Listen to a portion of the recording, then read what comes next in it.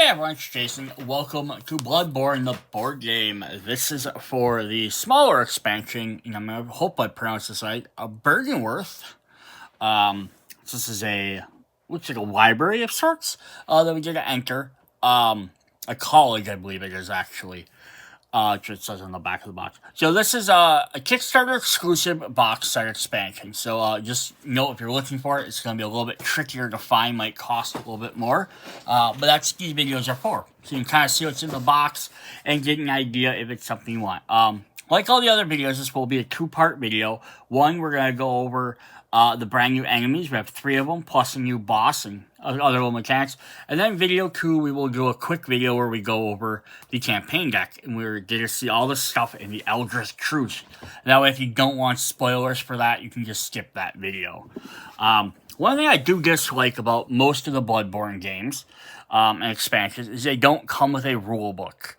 And I get there's not a lot of brand new mechanics. The enemies are just more enemies that work just like the base game stuff. But they do have a couple of other little things. At least like a rule card or something just mentioning like what some of the stuff is. And I'm always saying that because so in this expansion we have a double-sided map tile. There are campaign cards, which makes sense. Enemy cards, boss cards, all makes sense. And we have some madness cards. We don't have anything referencing exactly off the top of the game to know what to do with this map tile, which is bigger than a regular map tile, board tiles, or what to do with the madness cards. So I get like, oh, as you're playing through the campaign, it's going to explain how they do it. But that's going to be as simple as, I guess, just having a little reference card that came with the thing, or a sheet of paper, just something that said, like, oh, this tile will be used, like, for setup, this tile will be used at various points throughout the campaign. It will tell you when to use it and how to place it. And the same thing like the Magnus cards. It will tell you when to use them. Or are they attached to just the enemies? Are they attached to the campaign or are they attached to the enemies? Because if you're like, oh, I need the Magnus cards for the enemies, I know I have to always pull them out if they're with that boss. Like, I don't know, because again, I haven't looked through all these yet, but it's so interesting. So, alright, we have the College of Byrgenwerth lies secluded beyond the Forbidden Woods. Normally a dark, silent night, strange lights and haunting sounds echo its ancient halls. Horrific experiences are not unknown to this place, but what atrocities have been committed and their own defenses cannot contain. Cool. So let's go ahead and hop into what we have in here then. Again, let's start looking at this giant tile we're going to get. We're going to get the Byrgenwerth tile, which is a coastline. It says the lamp space is only adjacent to connected to the upper level space. So there we have an upper level. So it's showing like a stairwell going down is the idea. So you can only get up here through this lamp, through a stairwell coming up into this area. And there's going to be various things. I kind of looked through some of the campaign a bit to kind of see what there is. And I think sometimes you might start on this tile, sometimes it introduced later. But it does explain when to use it through it. The other side is we have Moonside Lake. Which would be another thing. We come in, we go a little, kind of like for a boss fight in here. So it is neat, kind of like a boss tile in a sense, but it's, I kind of always like having, more tiles that I could potentially add into the game.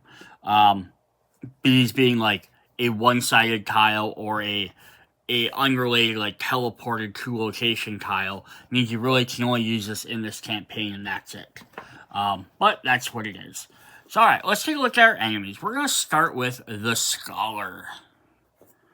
So yeah, what would a college be without a scholar? We have this creepy guy who has like a weird ectoplasmic bottom. I don't have a full picture of him, so I don't know if that's supposed to be a greeny goop or a brownie goop or a whitey goop. Who knows? I mean, people play the game, obviously. You know, they're probably like, I remember this guy. Well, he's got a scary hollow face, big giant hands, got a little graduation hat on, which is really cool. So we got four of each of those miniatures. So what does the Scholar do against us? So they have basic slow punch. At slow speed, they do 2 damage. Special acid flask toss. All hunters within 1 space must dodge 2 speed or suffer 3 damage and stun. And ability preferred attack. Scholar uses acid flask toss, so he's just gonna toss that anyhow. Enemy activation. If Scholar ends movement within 2 spaces of the hunter, it uses acid flask toss. So he's gonna just keep trying to throw these acid flasks at you. So it's kind of neat with like a ranged enemy. The only thing we've really had a lot of those. I mean, there have been some guys that have ranged attacks. On his flip side, we have Slow Punch again. We have Special Acid Pool. Place an insight token acid on this space. The token is removed on the red dot on the refresh. Hunters suffer 1 damage per token when they move into, through, or complete an action on this space with tokens. And preferred attack uses Acid Pool. Each time a Scholar completes a move, place 1 acid token in all spaces left, moved throughout or ended. So this is kind of neat. And I like this as an idea. I wish they did more stuff like this. I talked about this in some of the other videos. Is I wish they did stuff with like fire or some other things like this. Is just having other abilities that are on the field other than just the poisoning flurry or frenzy that are in the core set. Yeah, so it's kind of neat. Places acid on the ground. Now it's a different mechanic thing now. You have to dodge around. Do you stay in the spot and attack him a second time, taking an extra point of damage, or do you immediately spend an action to move? So if you only have, let's say you're only taking 3 actions in a turn, do you potentially do a hit and then attack him, or you waste 1 action having to move to the next space over? But if he's been moving around the board, you might be limited on where you can move to.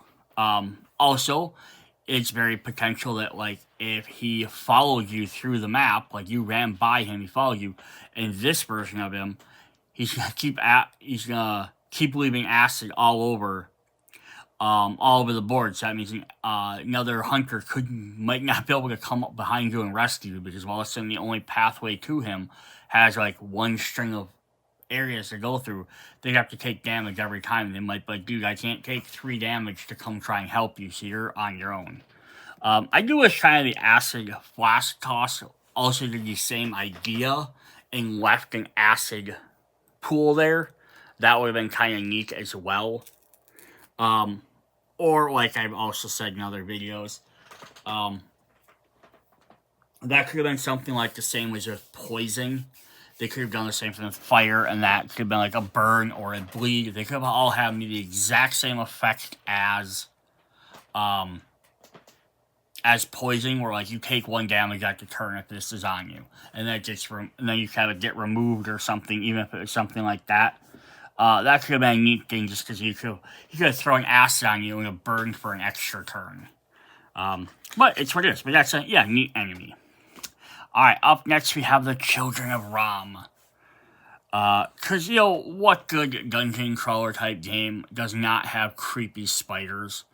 And there's not much creepier than this thing that looks like a brain on the back and like 1,000 eyes in the face. Even there, that looks like an extra face, kind of like 2 eyes with like a mouth. And it might be exactly what that is. Maybe that back thing's trying to eat you. And we do get 4 of those as well. So they have you only have 2 hit points. So they're going to be fairly easy to take out, but I'm assuming they're going to probably have to deal with a lot of them throughout the game. We have Ponderous. Calgarong makes no attack, but it blocks 1 damage from Hunter's attacks. Interesting. So it just kind of gets in your way. Slash. Medium speed, 2 damage. Blocks 1 damage from Hunter's attacks. I'm guessing the idea is supposed to be it's not really small. Just kind of like maybe it can avoid quick. Ability, Headbutt Dive. Or maybe its head is that hard. At medium speed, before a Hunter's attack, Hunter must dodge for 2 or suffer 4 damage. Calgarong does not grant blood echoes when swaying. Ooh, okay, so there's an interesting thing. So it's going to be a little bit hard to deal with because it's going to keep potentially blocking your attacks, or do a preemptive 4 damage to you, which could potentially kill you. But you're not getting any blood echoes, so you're kind of like not going to probably go to your way to take them out. So it's Ponderous, Slash, and Headbutt Dive again. So this is one of the few enemies that has the same exact effects on both sides. But that's not even always necessarily always a bad thing. because there just might not be too much to them. They might just be little simple steering enemies. So there might not be a lot they could really do. Cool. But we got them. More enemies to add into the game to mix with stuff is always fun. And we have the Garden of Eyes. Yeah. So I wonder if this is what the children of Ram end up turning into, if that's like its little face we had there, and everything grew out of it. It has kind of like a weird beak with like, I don't know, a hand or something coming out of it. It's holding an eye. Maybe it like infests people and now it's like ripping its way out of them. Either way, it is gross, disgusting, and I love it. We have 4 of them as well. Alright, so then we have basic 2-handed slam. So at slow speed, it does 3 damage. Special flying grab for fast speed does 2 damage. The hunter's already frenzied. This attack gains stagger and cannot be dodged. And then glimpse of the truth. The hunter suffers frenzy and stun. Eyes of Guard moves to when pursuing or activating. So it's going to get around the board a little bit quicker. On the flip side, we have basic slam, flying grab, and piercing screech. All hunters within 2 spaces suffer stun, flip another enemy action. So not a lot of differences, but that's usually how these go.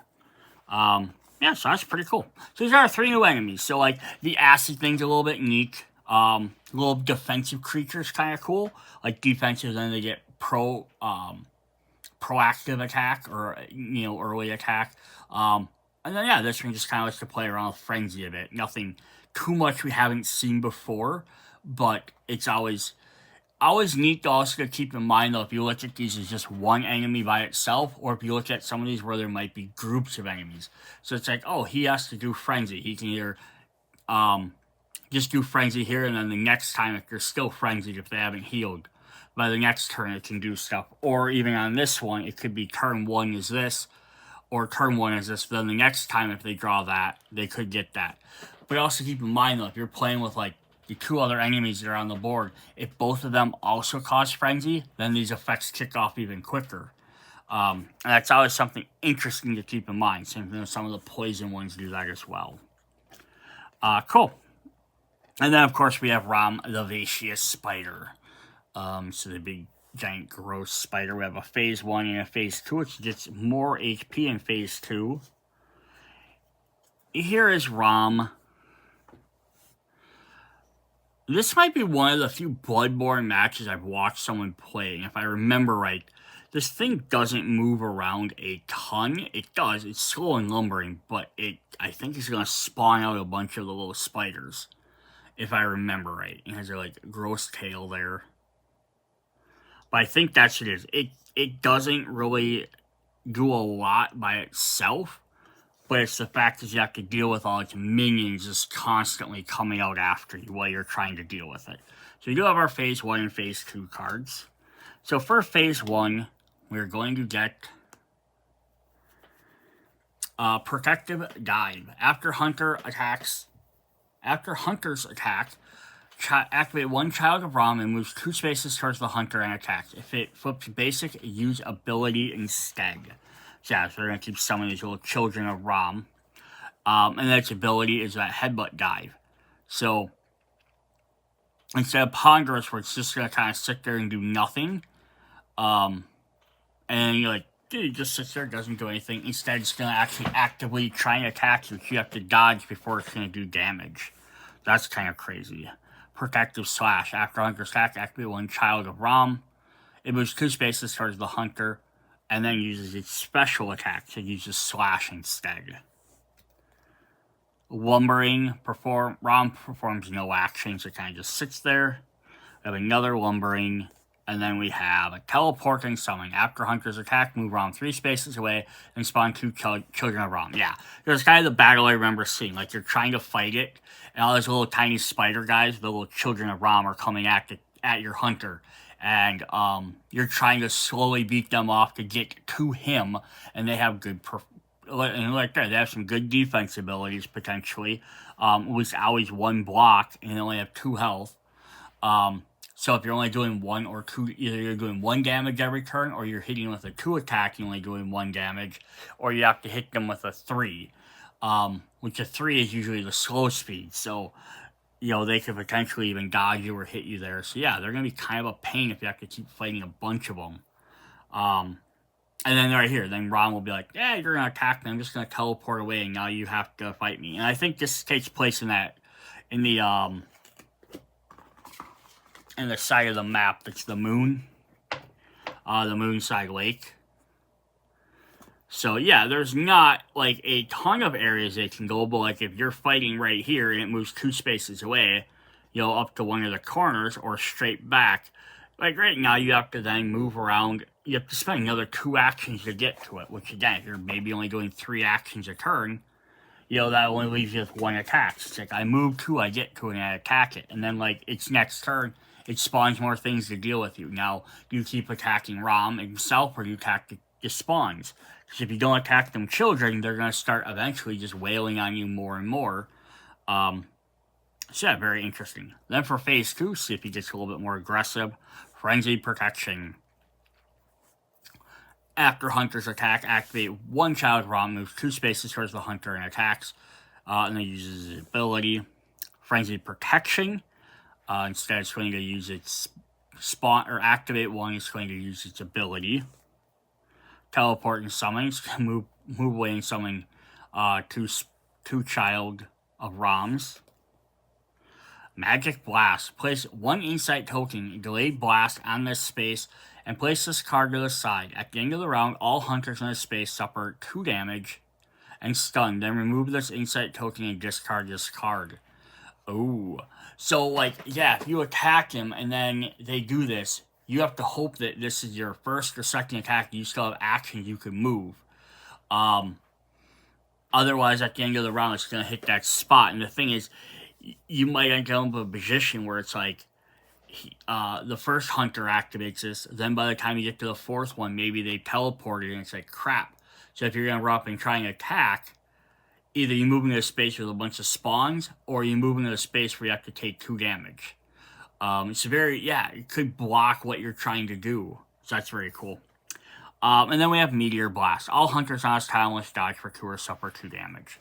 Yes, this is a very interesting boss fight. So instead of it just being, take care of the big monster, it's going to hit you hard with some big attacks, maybe try and dodge them or move around, stay out of its reach.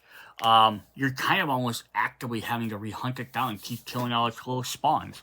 That I think is cool. The only thing I would have liked, and maybe it's because these guys will die so much so it's not an issue, is there's only 4 of them in the box. The little children of Rom. I wish there was almost like 8 of them.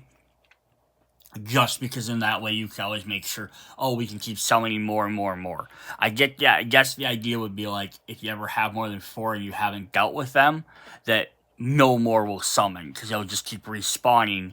And, the rule is if they can't, they'll take one for the farthest away, and since it's on such a small map tile, they really won't go too far away. It'll just almost basically keep respawning them anyhow. But that would have been a cool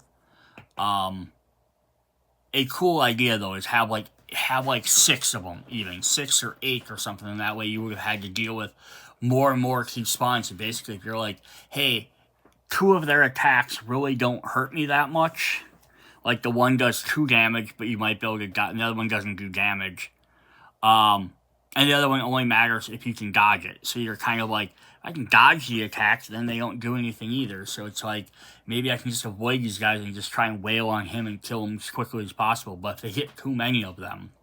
But yeah, interesting. Alright, so the last thing we're going to look at in this video is we have some Magnus cards. We have 1, 2, 3, 4, 5, 6, 7, 8 of them. Now, slight spoilers, because I'm sure these are going to be used in the campaign, but I did want to go over them because they are a mechanic that maybe you might want to implement somewhere else in the game outside of the campaign, or do something like that. So here are the different things of Magnus we're going to get. There's going to be probably various cards in there that are going to tell us to draw Magnus cards. We're going to have something like Frenzy Magnus. It's going to say, I'm spoiling this, it's going to say, Each time a hunter performs the action while it's in space, they must draw a Magnus card. So you're going to get specific cards in the game that are going to tell you to draw Magnus cards. So we have the Vigor of Magnus. Draw one stat card, draw another Magnus card. Respike of Magnus. Heal one and clear a slot. The Beast's Favor. Immediately move 2 spaces towards the nearest hunter. If you move into their space, they suffer 2 damage unless they dodge for 2. Hunter's Bloodlust. Immediately move 2 spaces towards the nearest enemy. If you are able, your first action must be to attack them this turn. Glimpse of the Beyond. You suffer a stun. Surging Madness. You suffer 1 damage. Unsettling Calm. Your mind is unaffected. And Unsettling Calm. Your mind is unaffected. So, nothing egregiously difficult. But it's kind of neat.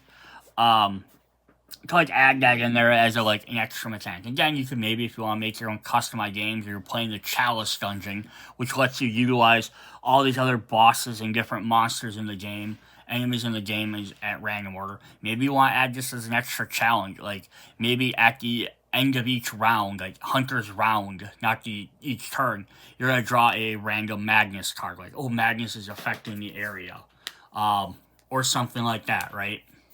And that could be interesting. Or assign Magnus to a certain enemy. And for example, let's say if you pick this enemy, you could be this guy has Magnus tokens in him. So at the end of every round, any hunter that's in his space has to draw a Magnus token. Or if they're defeated, they're going to send out a surge of Magnus to anyone in an adjacent space. Could be interesting things you could do like that to make the game just a little bit more different if you want to add in there. Again, they're nothing, sometimes not terrible. 1 damage, stun, attacking enemy, or attack a hunter, basically.